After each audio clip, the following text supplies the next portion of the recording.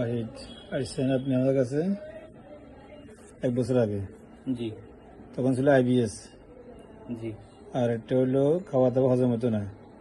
এটা করে ছিল নি জয়েন্টে ব্যথা, হিপ জয়েন্টে ব্যথা। ব্যথাগুলো এখন কি কন্ট্রোল আছে নাকি? এটা অনেকটা ভালো। আর যেটা কোমরে যেটা ব্যথা মানে অনেক স্ট্রং ছিল, ওইটা লাস্ট 1 বছর আসে নাই। আসলে বলতে আমি অনেক মেনটেন করেছি, ঠিক আছে। দেখা যাচ্ছে হাঁটু ব্যথা দুইটা আসছিল, অথবা দেখা যাচ্ছে অনেক ঠান্ডার কারণে হাঁটু ব্যথা একটু হয়, কিন্তু আবার যখন গরম জাতীয় দেওয়া হয় না, এটা সমস্যার কারণে। আর বাথরুম ব্যাপারটা? বাথরুম ব্যাপারটা মোটামুটি ভালো, খারাপ না। IBS ভালো আছেন? IBS ভালো আছেন? আর তো 100% ভালো না, কারণ এটা যখন 60% ভালো, আগে থেকে ইমপ্রুভ হয়েছে, তারপর 100% ভালো না। থাকেন স্পেন? হ্যাঁ, জি স্পেন ওষুধ আছে না? হয়তো ওষুধ আছে, তবে দেখতে পারি, আমি দেখিনি তখন। আর সব দোকানে আছে, দাম বেশি, এর প্রাইস বেশি। আপনি ধরে 19% ব্যাট, তো ব্যাটের কারণে অনেক দাম বেড়েছে। হ্যাঁ, 21%। 21% ব্যাট হলে এবার কত আসে? আমাদের হিসাবে যদি 21% ব্যাট হয় 100 টাকা হইলে 121 টাকা। 130 টাকা ধরেন। এখন একটা আমরা যেটা 300 টাকা বিক্রি করি, সেটার লগে আপনি 300 টাকা যোগ করলে আপনার 30,000 টাকা হবে এখানে। ঠিক আছে, ওষুধের দাম সব জায়গায় আছে, দাম বেশি, এক্সপেন্সিভের কারণে অনেকে খায় না।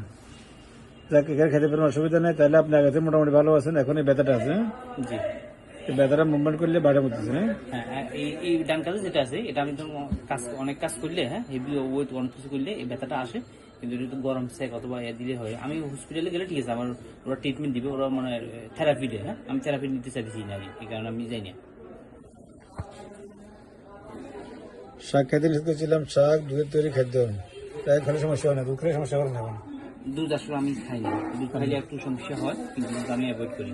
অ্যাভয়েড করেন? আর সবজি খাওয়া হয়, সবজি খাওয়া তাহলে IBSটা আমরা ওষুধ দিয়েছিলাম আমরা 3 মাস, IBSটা 3 মাসের মধ্যে মোটামুটি 60% ইম্প্রুভ হয়েছে। জি। আজকে 1 বছর পরে আছেন প্রায়, ঠিক আছে না?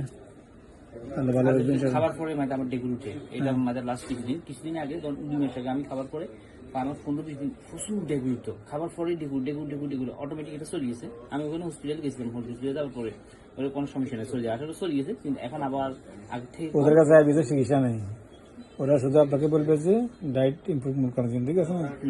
কোনো চিকিৎসা ওদের কাছে নাই। আমার কাছে আছে, অ্যালার্জিটা উঠানোর পরে ভালো থাকবেন বলছিলাম, মনে আছে না? চুলকানি উঠছিল না কিছু? জি না, কোনো চুলকানি উঠছে না, উঠে নাই, আপনাকে পাইও নাই, উঠেও নাই। যাক, আজকে দেশে কদিন থাকবেন এখন? আমি যাবো এপ্রিলের 10 তারিখে চলে যাবো। এপ্রিল 10 তারিখ এই মাসের পর দেখা করবেন, ঠিক আছে? আরেকবার এই মাসে 30-এর মধ্যে দেখা করে দেবেন ভাই। হ্যাঁ, আপনি মানে 1 তারিখে মনে চলে যাবেন? আমি করতে চেয়ে যাবো। আচ্ছা তো ঠিক আছে, ইনশাল্লাহ। আচ্ছা, এগুলোর ব্যথার কারণটা কি? যেমন চলে যাবো। আমি বিশেষ করে বাম হাতটা, আমার কাছে মানুষ 100% নিয়ে গেল। বামা থেকে?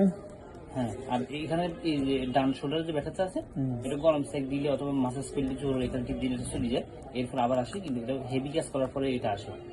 আর এটা আমার আগে ছিল, এটা নতুন নতুন অনেক আগে ছিল, কিন্তু যখন আমি ডাক্তার আমাকে ক্যালসিয়াম দিয়েছিল অনেক আগে, তখন খাবার পরে অনেক ব্যথা ফিরেছে। কিন্তু ওইখানে আমি পেনের কারণে কোনো ডাক্তার দেখাইনি। 5 তারিখে?